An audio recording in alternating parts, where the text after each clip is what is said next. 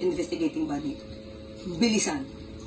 Kaya nga ang bilis ng paggawa, kasi lahat ng sumbong sa Pangulo, as of last Wednesday, it's more than 12,000 na yung nakukuhang reklamo. So dapat mabilisan nila yan. Hindi pwede na tutulog-tulog kasi ang gusto ng Pangulo, mabilisan. Kaya ba? Oo nga, ang dami. Nasa Bulacan pa lang tayo eh. Kaya nga doon sa EO, nakalagay doon sa batas, prioritize yung mga contracts for the past 10 years. Kasi mahirap umabante, Mag-rewind. Oo, mag-rewind ka.